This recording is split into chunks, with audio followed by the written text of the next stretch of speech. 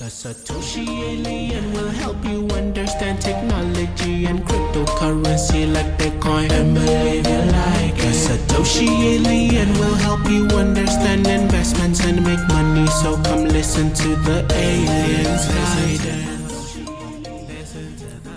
Hi folks, today we are interviewing Josh Swihart, who is not only an awesome guy, but the SVP of the Electric Coin Company.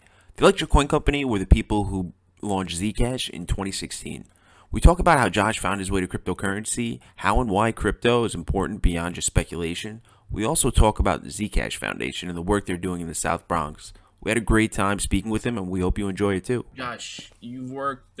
What's your background actually? How did you get interested in computers and tech? Start from there. Well, that's going to go way back. So I won't bore you with that whole story, except that I learned to code as a kid because Dad brought home a computer and I was playing with it. And so he brought a coding book where I could like copy in computer programs, nice. games. So it's like little skiing games and things like that on a PC. And then, that first one was an Apple. It was like an Apple IIc. And so that's where I got into computers. And then that followed me. I got a job when I was in high school at a computer software company doing data recovery, and followed me into college. And here I am with a few gray hairs many years later.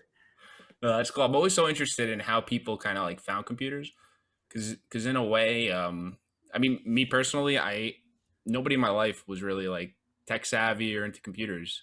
You know, so it's weird for me that I kind of found my way into it. And when I talk to people, everyone has kind of like a unique story. It's not so much like, oh, well, I was taught it in school and like I went through, grade by grade and I increased my knowledge. No, it's like, hey, I really wanted to play games and I wanted the game to do this thing and I needed to figure out how to do it. It's always something like that. So I'm always fascinated by how. Is that where you started?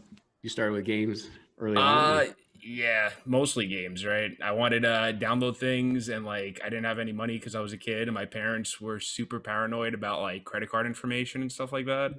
Yeah. So that led me to like torrenting, and then once I had games, I was like, oh, I can edit them. And then, it just led to a whole, Yeah, you're a lot younger than me. So I did the same. I co-sysopt a bulletin board. So this is pre-internet days or public internet. So it was all dial up, and we had a bank of modems, and you dial in, and we'd share cracked video games. So then we'd work on. They had like a lot of them had copy protection right up at the front.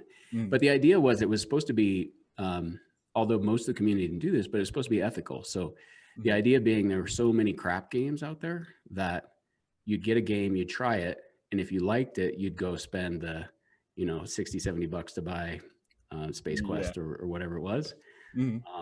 That's what you were supposed to do.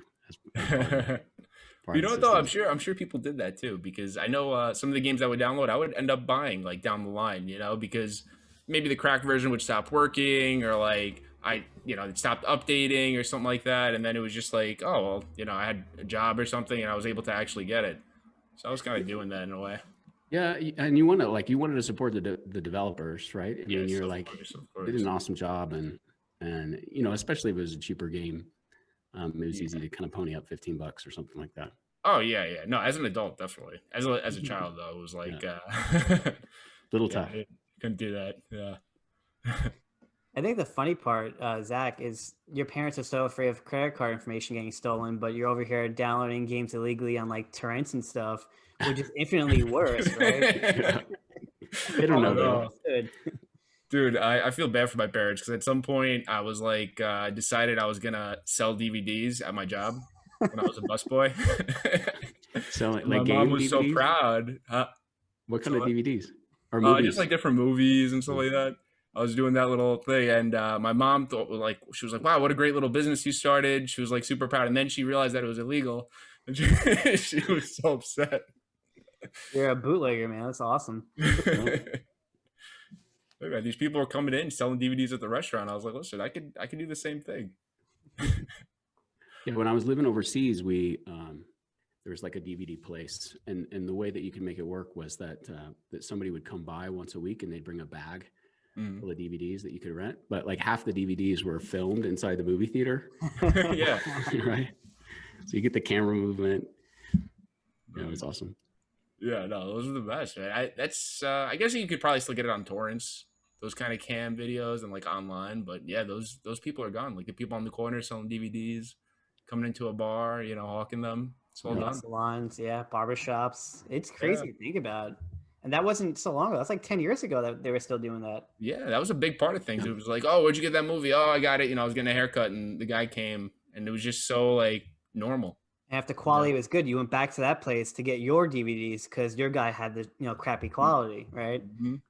Yeah. Exactly. We didn't have that in my neighborhood. So, I mean, you seem like a tech original, right? Like you've been coding and programming and kind of in that tech world for a long time. How do you feel about the evolution of like the internet and the way people now kind of operate online and what they dedicate their time to? Oh, Frank, that's like a huge question. Because I have kids, right? So, Right. So like when everything opened up with the internet, like it was amazing. Like I really found the internet when I was in college. It was early days and there weren't like websites weren't out. It was all Telnet and FTP and Usenet. And what was awesome is like I could communicate with like largely other students at other universities and share ideas and stuff we were reading or pictures or whatever. And it's like completely fascinating, completely changed how we think about communications and engagement. But it was like one of those things where like I would go to a computer lab or sometimes, in my apartment and dial up or dial in and be there for like some period of time. And then I would leave and I'd be out in the real world. And now everything's connected all of the time. Yeah. And I wonder, my kids are so used to communicating on like Instagram or whatever, that I remember for a while, like my oldest was friends with a girl and he would be chatting with her on the phone, but he'd see her in person. He wouldn't talk to her, right? She'd like be right there. He's totally comfortable doing this, but not this, right? So I wonder how that is going to affect kind of kids and mental health of kids over time as they turn into adults and what this means for communication. I don't know. Yeah. But it was really, the ability to connect people at any time all across the world, amazing. Implications of it all, I don't know if we know. Exactly. Yeah. It's species changing. And we just kind of take it for granted now, but it's absolutely species changing. It's a historical moment. Like we achieved worldwide instant communication. It's like probably on par with fire, I would think. Yeah, honestly, I think it's a bigger deal than electricity and anything that came before, except for probably fire, because that saved lives. Yeah, or the wheel, or yeah. But it is like of that magnitude, of that significance. Yeah, people just underappreciate it. They're just like, yeah, no big deal. My internet's too slow. Let me, complain about that. Meanwhile, all the intricacies that go into it, Lag. Yeah. Right. Yeah. We had like my cousins had a like what was it called? It was like a community phone.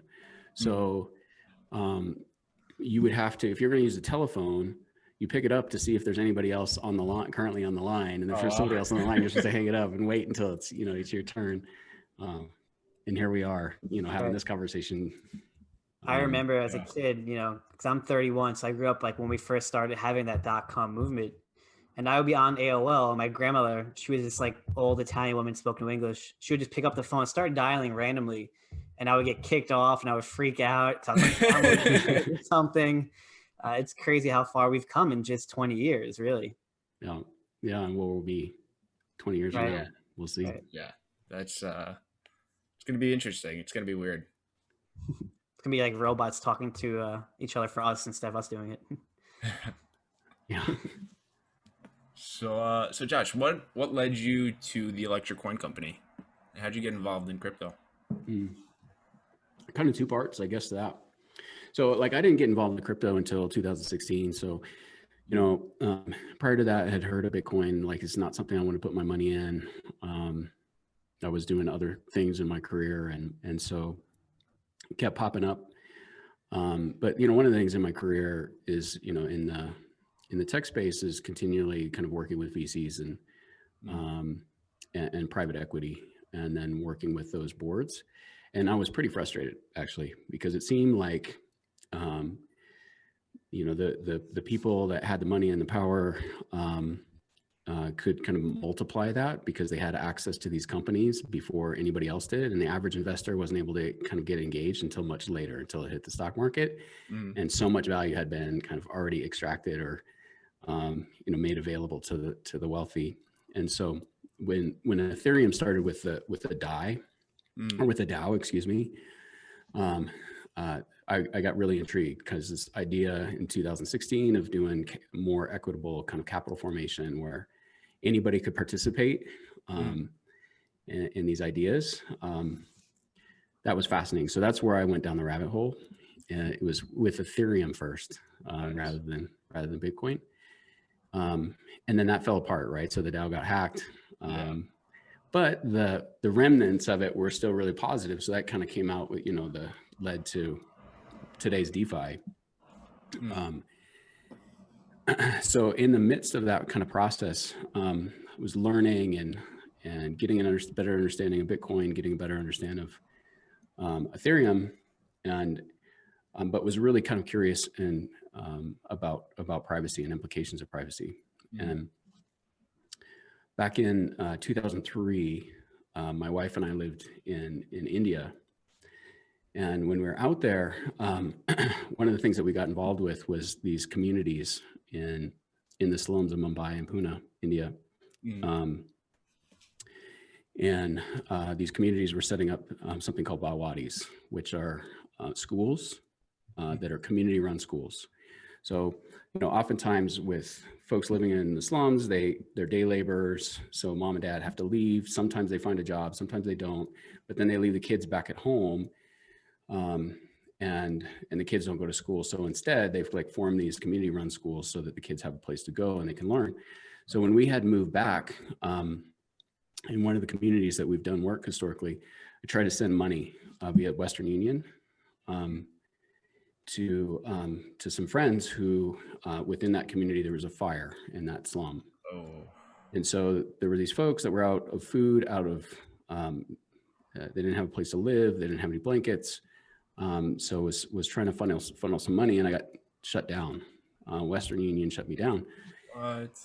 And so I messaged them and tried to work through customer service, and they couldn't tell me why I wasn't allowed to send this transaction. What were they saying? They weren't saying anything. They were saying, we can't tell you. Just straight up, we can't tell you? No. So what I tried to do then is I tried to go into a branch. You know, at my grocery store, there's a Western Union, because I'm like sending some money to unbanked people. So I can't just wire funds. Right. And I tried to send it and it was shut down. So there's some middleman in the middle saying, I'm flagged somewhere. This is not allowed. And yet I still needed to try to figure out, you know, how do I get money over there? Well, I've got this, you know, cryptocurrency thing that I've been playing with. This could be awesome, except that if I send it to somebody in India, am I exposing them in any way? First, do they have a good fiat on-off ramp? And two, can I do it privately? And I didn't have a good answer. That's where I started looking for an answer to that, because Bitcoin wasn't an option, Ethereum wasn't an option. And I found Dash. And so I started playing in the Dash community and got involved there. I started jumping into Monero and some of the Monero kind of forums and playing with Monero. But I went to a Dash meetup in Denver, and I heard about this project being started up by this guy, Zuko. And so that was pre-launch of Zcash. And it's like, oh yeah, there's this guy Zuko who lives, you know, down in Boulder, Colorado, and starting this new project, and go check it out. So I went and checked it out, and was really blown away by the tech and the community. And so I started kind of engaging with it as a user and as a fan. And then I saw they opened a job, and so I went after the job. So that's how I ended up here. That's awesome. It seems like that's the great thing about crypto, right? Like a lot of people's stories stem from helping someone essentially, right? Like the underbanked in India, the fact that you can't transfer money and get it within a timely manner, it's the beauty of why this whole industry is coming to existence. Yeah, what's interesting is like, because you hear a lot with crypto, well, it doesn't have a use case yet. Right. It hasn't found product market fit. But that's how I found it, is I needed, there was a use case first with capital formation. So that was one. And then the other is being able to send money overseas. So we have a whole lot of speculators coming in. They just want to make a quick buck. But actually, like I don't mind, because what happens, right? You get in, you get engaged, you fall down the rabbit hole, you learn. You get a percentage, and it's transformative. Definitely. That's what happened to us, right? Like we got in because there was a huge pump, right? In 2017, we wanted to make money, and now it's become something that we're very much invested in, and we love the whole idea, the whole community of it. Well, yeah. Once the crash happened, I kind of was thinking, I was like, well, this couldn't have just been nothing. Like that doesn't make any sense. But I really didn't have any knowledge at that point of really how Bitcoin worked or how any of these things really work. And then that's what led me to kind of stick around, was just learning like what proof of work is, and why, digital scarcity is important, all of these concepts. But I wanted to ask you, that's the entry point, Zach. Yeah, I mean, you're totally right? Because you guys got involved because there's money, and money's interesting to everybody. It's like, what is the thing? And then it's like, well, what is it really backed by, and how does this work? Exactly. And then once you start peeling back those layers, it's super fascinating. 100%. But one thing I get a little worried about is like when I go on Reddit, right, and I see like there's so much misinformation. Oh. So when you have all these people entering and then they're seeing things like, hey, buy this coin because Bitcoin is terrible. And like, just things, if you actually have like a basic understanding of how Bitcoin works, you could easily, just go through his points and be like, all right, this is nothing. But if you have no idea, right, you could be like, yeah, Bitcoin is slow. This must be way better, and then people make poor financial choices because they don't know any better. I think we see that now with Dogecoin, right? Like this is the next Bitcoin in a lot of people's eyes just because it's popular at the moment, right? But realistically, it hasn't been updated in 2 years. Yeah. But that's the thing, right? That's the scary thing in coming in as a total noob. There's so much misinformation, and there's bad actors. It's Wild West. There's good guys and bad guys, and sometimes it's difficult to tell the difference between the two. Mm-hmm. And sometimes they wear both hats, and it can be super confusing because it's this intersection of economics and money and monetary policy and geopolitical stuff and math and computer science. It's nuts. Which makes it so much fun and interesting. Yeah. But also, if you don't have like any, prior knowledge, it becomes overwhelming, I think, to people. Yep. Yeah, 100%. I know people who they first, actually, before I even got involved in Bitcoin, I had a coworker. She got involved in a Bitcoin pyramid scheme where she was just buying Bitcoin off of somebody and sending it to Singapore in this like pyramid scheme. Yeah. And she was telling me, I'm like, I don't think that's legit, because it was unlimited returns. I'm like, that doesn't play out. I don't know. Maybe you should just hold the Bitcoin, I told her. But then when I ended up getting involved 6 months later, I didn't buy Bitcoin and hold it, I went a completely different way. Yeah. Well, when there's money involved, it's going to draw everybody, the good and bad. I wanted to ask you, so you started with Dash, you said, right? So, I started with, that's where, when I was searching for cryptocurrencies that provided privacy, that's what I found first, was Monero and Dash. Yeah. So Dash, I think it works sort of the way it was explained to me. It's kind of like you're pouring your money into like a pool, and you kind of like keep your cup essentially. But when you go to spend funds or something like that, if you're using the private one, it's like you're kind of dipping back into the pool. It's not necessarily your funds, but that kind of obfuscates, provides a little and then mixing. Yeah. Is that I'm not an expert on like where they are. They have something called private send. they're trying to distance themselves. So Dash used to be Dark Coin, I think is what it was called, or something like that before. So they're now, because of delistings, because of regulatory pressure, they're kind of on this PR kick around, you know, we're not a privacy coin. We work just like Bitcoin. So I'm not exactly sure where they are with the tech in terms of what they now offer. But at the time, they were claiming privacy. So how does Zcash actually find a way to skirt the regulations in the correct way, right? Because you have that privacy setting, but it doesn't seem like there's any major worry about a delisting at the moment, at least. Well, no, they're regulated, right? You guys, what I liked is what they did was, I think they were proactive, right, and kind of reached out and worked with regulators, and that's how you guys were kind of able to get shielded transactions and stuff through. Is that correct? Well, there's a mix of things going on there. So we're not trying to skirt regulation the right way, Frank. I apologize. No. So there's different regulation in different areas of the world, right? And so with the U.S., there's a number of regulated exchanges that support heavily regulated exchanges that support Zcash. So Coinbase and Gemini, and you know, for example, Binance US, Kraken. Most of those exchanges don't support the shielded capability with Zcash. So Zcash was a code fork of Bitcoin with privacy added on top. So an encryption capability. And you have two options. You can store your Zcash in a shielded address, which then nobody can see, or you can store it in a transparent address, which is just like a Bitcoin address, effectively. And then when you send it, there are different privacy properties depending on how you're sending it and who you're sending it to. So Gemini was the first regulated exchange, I think, in the world to allow for shielded withdrawals. So if you're a Gemini customer, you can buy Zcash, and then you can send it to your shielded wallet off the exchange. And then that transaction, who it's being sent to is not visible on the blockchain. Nice. So most exchanges, there's another one called the Rock in Italy that supports shielded. There's some kind of non-custodial exchanges that support shielded Zcash. But most custodial exchanges or places where they custody your assets only do it with transparent addresses. They don't fully support shielded. But in the US, it's not a regulatory issue as much as it's been a kind of a technology issue.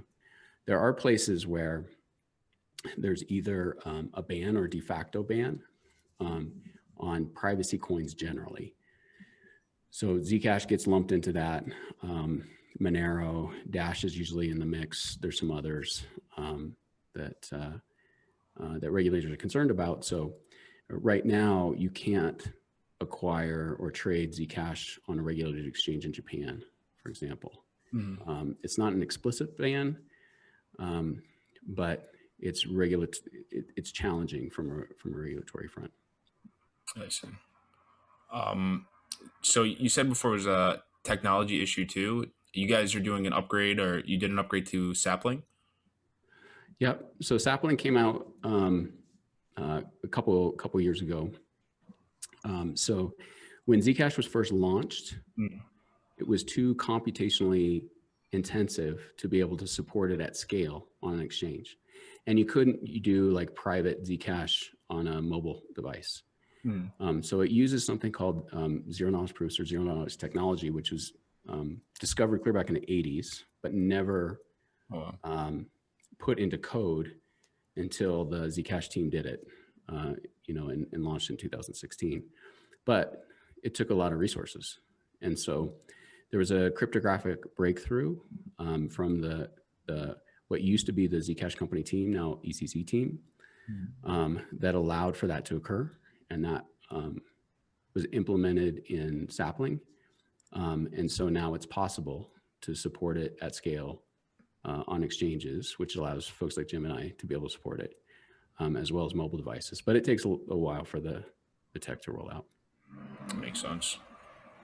Definitely makes sense. So we could, all right, yeah. So you were talking about when you first got into crypto, it was really to send money to people who are underbanked. And that's one way you could use the shielded address, right? If you don't want you want to have that privacy when you're sending funds to somebody. But I know merchants and online service providers would also benefit sort of from using shielded transactions, right? And you, why do you think that is? Privacy is normal. Like we get like all, that's the thing, right? Is like when you're in your own home, you don't want people looking through your windows, right? When you're out with your buddies or friends or whatever, you don't want them looking at your credit card statements, right? They don't need to know what you're buying. They don't need to know where you're spending your money. They don't need to know what you're doing in your own home. It's normal. It's normal.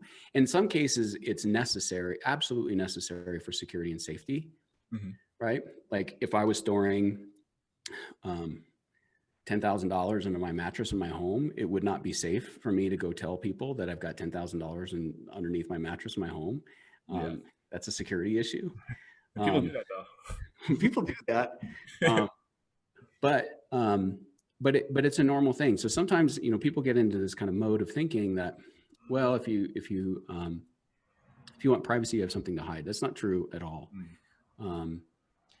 We kind of equate some of this to like HTTPS on the internet. So we're talking about the early days of the internet, right? So when that started, you could set up a website and browse and do all that stuff. And all of that stuff was clear text on the internet for anybody to see.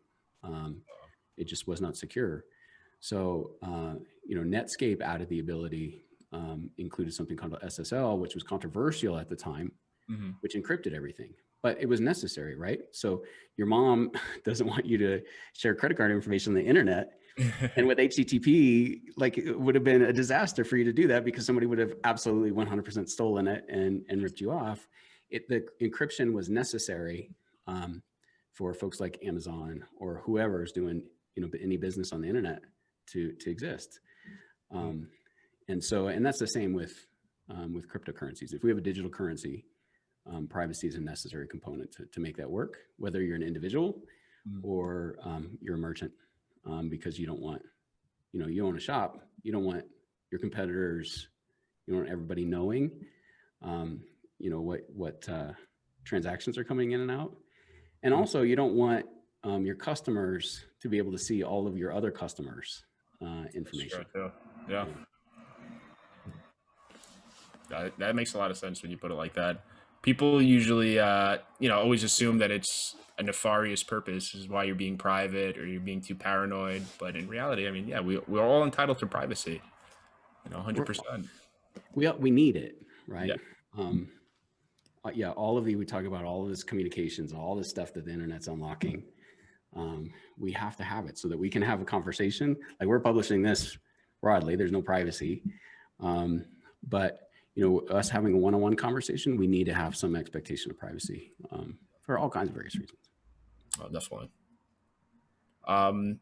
So you guys did, well, the Electric Coin Company, but in conjunction with the Zcash Foundation, you guys did work in the South Bronx, or? Well, so we're doing work. We have some more announcements around. I could tell you a little bit about what's going on right now, but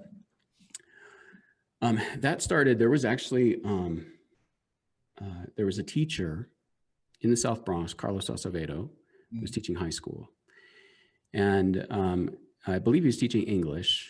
But part of what he was trying to teach, was financial literacy for his students, because it was something that was really needed for the students in South Bronx. And he saw a unique opportunity with cryptocurrencies to kind of level the playing field a little bit. So the South Bronx is the poorest congressional district in the US. High degree of people that are unbanked or underbanked. And so he started teaching them about cryptocurrency. And when they graduated, he wanted to give them a little bit, kind of following Andreas Antonopoulos's lead on that. So he wanted to give them each $5 worth of cryptocurrency, but at the time, he couldn't do it with Bitcoin. It was too expensive. Like the transaction cost would have cost him $7 to give $5, right? So he was looking at alternatives and said, well, I want to give something that has some unique property that I can use to teach. And so with Zcash, it was privacy. And so we gave them each $5 worth of Zcash. Nice. And it got written up in the paper. I think it was a Washington Post actually that wrote an article that then hit my inbox. Somebody's like, "Oh, did you see this?" And I was like, "No way, it's super cool. I got to reach out to this guy." So I got talking to Carlos, and we were talking about the kinds of things that we could do in the South Bronx. At the same time, I had been to ETH Denver, which is going on this week, and was with a group of folks within the Ethereum community, and they were talking about this thing coming called DeFi and how big it was going to be and how amazing, and we're talking through how it was going to work. And we've talked about like my experience within India and working with the unbanked, and it didn't connect. It's like, how is this really going to solve the problems of the friends that I have that are unbanked in India? And what I learned through that kind of process in working there is that you can't really kind of understand what's happening in a context unless you're in the context, unless you spend some time there and spend some time with the people. And I asked that question of that group of folks in the Ethereum community. I was like, how many in this, we were all sitting in a circle, how many people in the circle have broken bread with somebody that's unbanked or underbanked? And nobody raised their hand. It's like, how can we be building this next system without this community stepping into the context that we're trying to engage with? Because what's going to end up happening is we're just going to recreate the same wealth disparities that we have with the existing system. We're just going to codify it in new systems. Yeah. So when I was talking to Carlos, I was like, Carlos, he was talking about like, how do we amplify the education, do more education within in places like the South Bronx? I said, what if we bring crypto into context? So I've got lots of connections in the crypto world. What if we can put together workshops where we bring, a lot of them are in New York, they're 5 miles down the road, right? In Wall Street or near that area. Why don't we come to the South Bronx and do these workshops and have bi-directional engagement? So this is not just crypto leaders teaching crypto. This is Bronx students teaching Bronx to crypto leaders, right? Yeah. And so can we work together to figure out how to provide technology and tools that allow the people in the South Bronx that live there and engage there to effectively use these tools to meet their own needs. And so that's where that started. So we ran a pilot there. We did a couple of them. We had some other people reach out in some other communities. We had a gentleman who wanted to run similar pilots for Syrian refugees in Europe. Nice. So we did some pilots there. And then fast forward to today, we've kind of matured the program a little bit, and we're working in partnership with Bronx Community College. Awesome. And we'll be launching a 6-week set of courses as another pilot with them, in partnership with a number of pretty high profile crypto related organizations. And that will start at the end of March. Oh, that's amazing. Yeah. Yeah, that really, see, that solves like a problem that really exists in crypto, and that's lack of education. When you point people at these things, you want them to have some context, some background. Yeah, I like the name crypto in context. It kind of all fits together.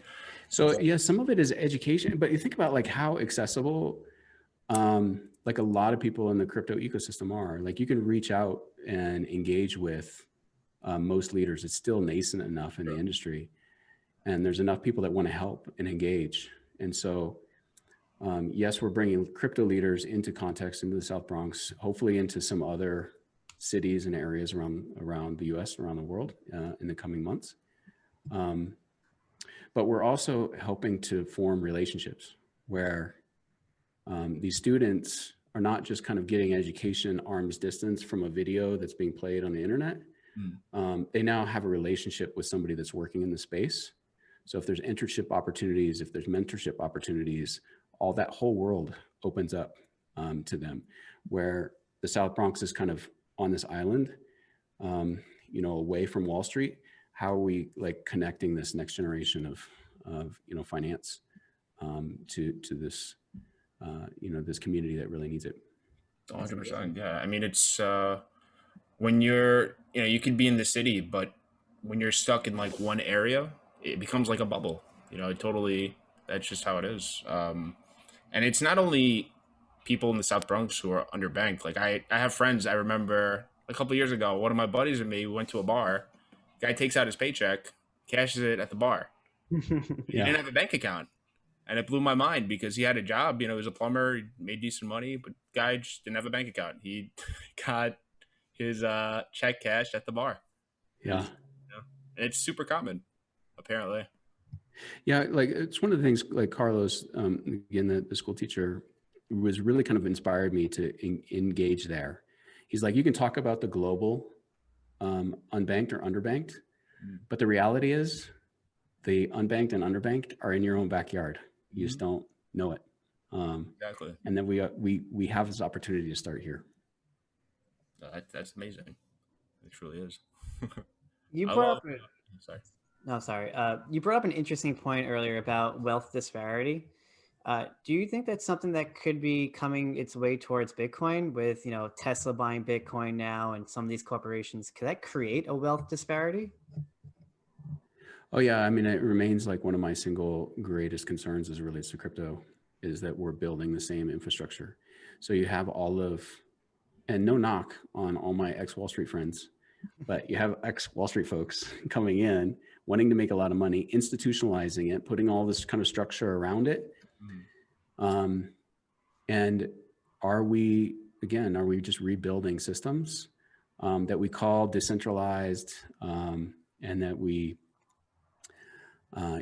take out rent seekers and middlemen, and yet there's so many that the knowledge gap, like as we've talked about, is so big, the access is so big, or the amount of access. Like if you want to buy Zcash on Gemini and send to your shielded wallet, you still have to go through a KYC process. You have to have a bank account in order to get it funded. So already we're building these walls, right? That keep people out, and that keep the wealthy able to kind of exploit this new system that we're building. So I really think we got to design and think really carefully about like how do we engage the plumber down the street who cashes his check at the bar. Does he have access to the same upside that this can bring, for all of us? Oh, exactly. And I think that when you're starting from that point and then you're looking out, it's so much different than looking at it from like, hey, we need to just sort of get into it to decentralize finance, and you have no sort of prior knowledge of like you said, how people are underbanked and unbanked. If you don't know that, if you don't know also the systems that they're using, things like, are you familiar with like a Susu? Tell me. Oh, so a Susu would be like, if we formed a Susu, basically, we'd put in a set amount of money every week, right? Mm-hmm. And then every week somebody would get paid out. So let's say it's your week, right? We'd each put in $100 and get the $300. My week, I get the $300. And it's just a way that people who are some people who are unbanked or underbanked, but it's a way to sort of have a savings, right? And the be rotating part of credit and savings, yeah. Exactly. When I heard about DeFi, I remember like that was like one of the first things I was thinking about. I was like, I wonder if you could kind of make something like that, where like you could kind of rely on the people that you trust, and sort of do services like that. But you would need something that's very engaging and very easy to use, like some sort of app that you could just kind of hook up to your friends and then maybe sort. Yeah, Zach, you're like totally right. Like, where are the people that are designing those systems on top of crypto, right? Like right now we talk about DeFi, like what is it? Like I'm going to go and I'm going to do yield farming. I mean, really, is that what farming? Yeah. So there's really important like implications for that, for the ability for people to have access to exchanges where they don't necessarily have identity, right? So that's something that DeFi has the potential to bring, or the potential to, like, if I save my money then I can earn a return, unlike the bank, which I can't, and it just deflates over time. So, you know, I knock on DeFi a little bit just because it's so complicated and difficult to use and expensive right now. But hopefully people are building the tools to, you know, bring this to more people faster and are thinking that way. That's not so much what we have been focusing on at ECC. Although like Zcash is you know, available as a wrapped token, but I, you know, I'm really hoping there's people that great designers that are designing for these communities, because there's such a need, and we risk moving so fast that we leave a lot of people behind. Exactly. Yeah. The thing that always kind of made me interested in Ethereum was like the idea of money Legos, right? Yep. And just the whole idea of making something Legos is just awesome in and of itself. Like, what is Minecraft? Minecraft is digital Legos, right? Yeah. And people playing that like 10 years straight. So it's like it's unrelated. But when I see that happen, when I see these kids playing Minecraft and like digital Legos, my mind is like, hey man, maybe a lot of them when they get older, they're gonna find money Legos, and they're gonna use that and kind of build some awesome stuff, you know. But I think you're spot on. yeah, my original point was, you know, when if you have the knowledge to build something and then you need it to get done, right? Like you needed to find a way to send that money to the unbanked in India, right? That made you look like, how do we sort of get people to look at those problems when they're so isolated from them? You know, that's the real issue. Well, yeah, like hopefully there's more and more people with more and more communities that are within more and more communities that it really just like, it takes a community leader. It takes somebody like Carlos to say, I see the opportunity here, and this is how we can, you know, meet the needs of the community that I'm in. Yeah, we need to reach more and more of those folks. Oh, definitely. 100%. So yeah, I think I have one more question.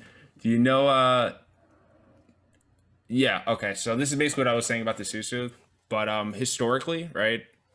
How were people kind of dealing with being underbanked and unbanked? And can we learn maybe from like systems they've created prior, you know, like can we learn from that and sort of bring that into DeFi, do you think?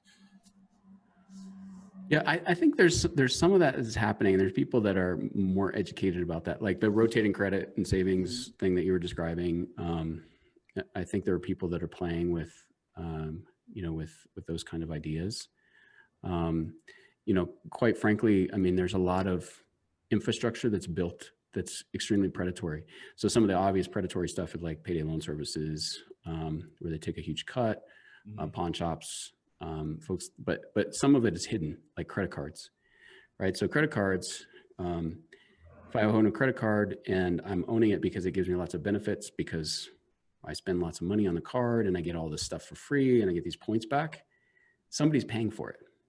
Who's paying for it? The person that's paying for it is the person that can't afford to pay off their credit card every month, and they pay a high interest rate on it. So even those kinds of systems where we like, oh, here, you know, have a credit card. Congratulations, you're part of the, you know, part of the system. We're creating further disparity between some of those. And quite frankly, a lot of the, at least the unbanked and the underbanked that I know, don't have a lot of time to kind of deal with those challenges. They're like forced into certain kind of modalities or models. So like I mentioned, some of my friends in India, what do? They don't have a bank account, but they need to save. So they save through jewelry that they wear. That's a means of store of value. They may hide cash, not under the mattress, but in the rice bag in their place. And then when the government comes out, like they did in India, and they remove certain currencies, or they change things, like some friends had to go like travel a long way, go stand in long lines, trying to get currency converted because of some new change in the rule, because they removed, you know, 2,000 rupee notes or whatever. And they can't afford it. They live hand to mouth, right? Day to day laborers. So even the expectation that I mean, we ought to have an expectation like that the people of the South Bronx are going to solve the problems of the South Bronx, that the people in the slums in India are going to solve the problems of the slums in India. But we need to provide them air and opportunity and access and support. I think as a community, I think we have a duty to our fellow man to be able to do that. So I don't know that answers your question directly, but there's an opportunity there, but it's not it's not, let's just let them kind of figure out their own stuff. I think people that have the means to step in should step in. No, definitely. 100%. Yeah, I guess I'm asking you like a really, really like deep and like, how do you solve this problem? How do you solve world hunger? Yeah. Exactly.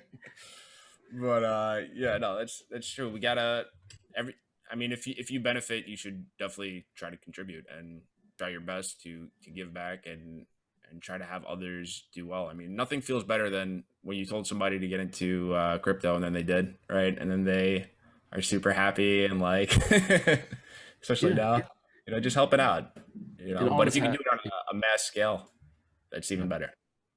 It's even better, but like all of us have a role to play. You guys are providing education for, your community and the people that watch this, and it's hugely valuable, right? And so I think we all have a role to play, and beyond just like watching bars on charts and seeing orange coin go up or whatever we're doing, it's great that you guys are contributing this way as well.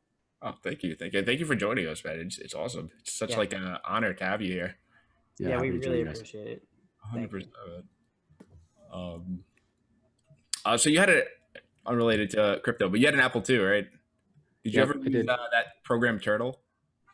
We had that at the school, but I didn't have that at my home. So my school is like super old, and I actually have a copy. Do you really? Yeah. Like 5.25 inch disc. Yeah. Literally gonna toss it in the trash. I'm like, this is history, guys. You can't just throw this out. This is amazing. It's like, it's like instant street cred with. I mean, maybe I could like donate it to a museum or something at some point, I'm thinking. But how are they just gonna throw it out? They throw out so much software. It's wild. That's what happens though. That's what happens. So yeah, those are basically all the questions we had. But all right. Well, thank you guys for having me. No, thank you for coming on. We really appreciate it. And honestly, this was a really enlightening conversation for us, and I'm really glad we got to have it. 100%. Yeah. No, it's really cool that I loved your story, and like especially the early days of the internet, and that's awesome. Yeah. So cool. Yeah, it doesn't feel like that long ago, but my kids continue to tell me that it is ancient history. Yeah. No, we were talking about it recently. We're like the last generation. We're 31, right? But my generation, basically, after that, now everything's online. Like you were saying, 24/7. Like when we were teenagers doing stupid stuff, we didn't have camera phones that could record everything and put it on Instagram yet. That wasn't a thing yet. Once we like a couple years in college, we kind of knew a little better, and like then it kind of became more of a thing, so we just made it. So I'll tell you a story. Like it's going to sound like I'm claiming to invent something, but that I didn't actually invent. But like I remember like sitting in front of my computer, and I was so frustrated that I had this huge CD rack and that I had a hard drive, and I was thinking like I could convert all of my music. I've got to be, because it's all like a CD is just bits, right? It's just zeros and ones. So I can convert all of my CDs to disk, and then I could just play it. And I managed to figure out how to copy the bits off a CD onto a disk. I couldn't get the audio working right, but like my mom was so enamored with this idea, she took me to an inventor. And the inventor sat me down and because it was somebody she saw in the paper or something like that lived near us. And he like looked at all my sketches, and he looked at what I had put together, and I had brought the hard drive. He's like, so this is like a digital jukebox. And I said, yeah, it's like a digital jukebox. That's exactly right. Awesome. And he said, you'll never be successful with this. What? If somebody ever does this, it will be Sony. So you should like focus on something more simple if you're going to focus on an invention. Like worst advice ever. And then he went and he hit on my mom. That was like beyond. So that's the kind of guy he was. Probably had that newspaper framed on his wall, right? Yeah, exactly. So like in this space, right? Like there's so many ways for young, folks to like get engaged and try things. And you talk about the money Legos and Minecraft and play and experiment and hopefully we're not like that old inventor who shut me down. Yeah, so exactly. Give it up. The internet just it opened everything up. The pie is so much bigger now. Like, and half the world's not even online. So this whole thing could just keep growing. You could find an audience. You can connect with people. You'll find people similar to you. There's enough people here that you could be from a small town somewhere and not fit in with anybody, but you get on the internet and you could find a whole community that just welcomes you. It's amazing. Yeah, really is. It is amazing. It will be amazing to see where we're in 20 years. Hopefully it's not a dystopia. It's up to us to create the world we want, right? So, you ever read Brave New World? I'm sure you did. Yeah. Yeah, man. That's what I'm scared of. I'm afraid we're going to go Brave New World, but like we're all going to be totally cool with it. Yeah. Well, so I was talking to somebody I know who's in the space who is Asia, and she's in Singapore right now. And she was just like, she made these broad statements, her words, not mine. Asians just don't care about privacy. We've just given it up. And in Singapore, they had this tracking app for COVID. So you had to install it on your phone, and you install it on your phone. You can basically go anywhere you want. You still like mask wearing, but they're having even concerts, I guess. But she's like, nobody cares. We'll install whatever on our phone. Let them track us. It doesn't matter. So maybe we are headed there. Yeah. I mean, that's what I'd be afraid of, man. Just all you need is a little Soma, right? Yeah. Well, when you I really don't want to install this on my phone, but whatever. Right. When you talk to a teenager, like TikTok, it came out that it basically like steals everything from your phone. Every teenager I talked to about TikTok didn't care about their data being stolen. They were like, whatever, I want to watch these videos. So I think we are seeing that transition in a younger generation potentially. Yeah, it is. Yeah. So like we've seen it. I mean, we've seen some of the implications of that with the U.S. elections, right? And the ability for a foreign nation state to use social data in order to try to manipulate it to an outcome, regardless of what you think the outcomes were. The reality is that people can scrape that data from all these social sites. It's not just Facebook. You can aggregate that data. So think about what's out in the public sphere, right? So if you have a profile on LinkedIn, I can see where you went to school. I can see what jobs you've had, what company you work for. I can approximate how much income you're making based upon that information. I can correlate that with a house you bought because that's public record. Sure. So I know where you live. I can, you put your family's information up there. I know who you're connected to. I know who your kids are. I know who your spouse is. Right. And then what you do online. And I can make all kinds of inferences, not only about your political affiliation, but where you spend money, where you like to vacation, all of that kind of stuff. And all of that can be and is being tracked and used. Now add financial information from, public blockchains. You have to question, am I okay with having not just this piece of data out there, but the aggregate of all of that data and what people can discern about me, and what does that mean for my safety? And then as a government, what does that mean for national security? Yes. Those implications are not fully understood in so many ways. Well, what I get afraid of is when I think about AI, right? Because right now they have all this information, but unless they're really looking at you, I'm assuming that it's unless maybe a flag goes off in some sort of system, but they would have to really be pointing it, right? Because they're collecting so much mass data that they'd really have to target if they're really looking for you, right? Like You get what I'm saying? They have to potentially have to target, although they can.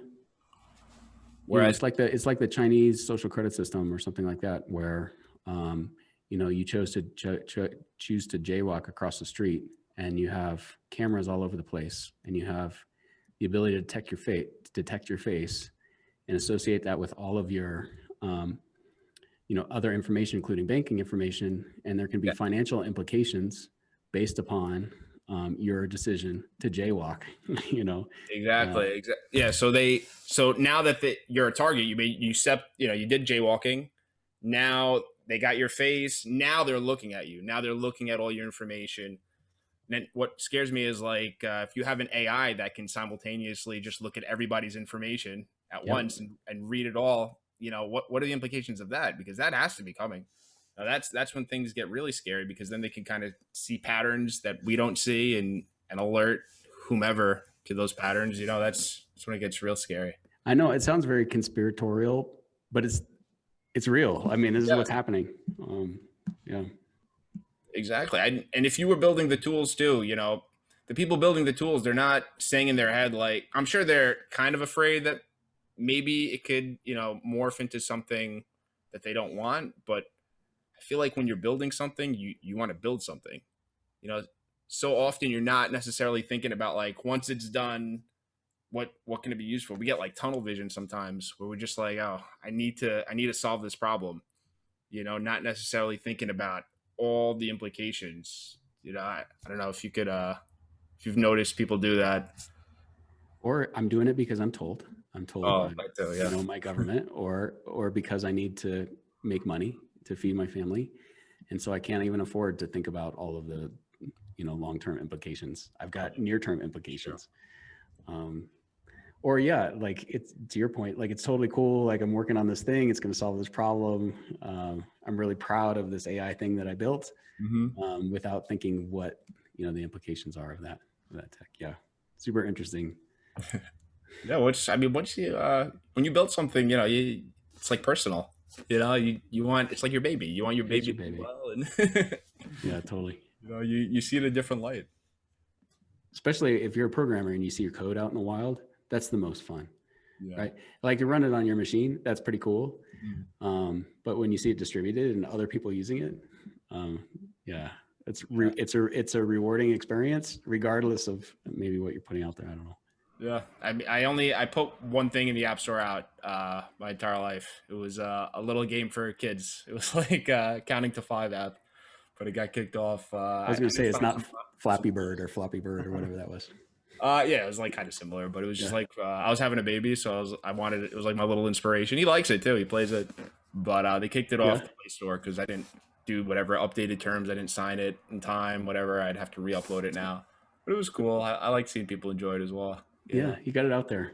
Yeah, you ship software. That's more than most people do. It's solid. I think 40 downloads. It was good. Oh, really? Yeah. Well, you brought 40, joy to 40 lives. So it's pretty great. Definitely. All right. Well, I got to jump. But again, I appreciated talking to you guys, and definitely let me know if I can do anything to help you out. Definitely. I mean, we really appreciate the opportunity, for sure. Yeah, seriously, I feel this is we learned a lot, and I'm sure the people who watch this are going to learn a lot as well. Great. I hope so. All right, guys. Good to meet.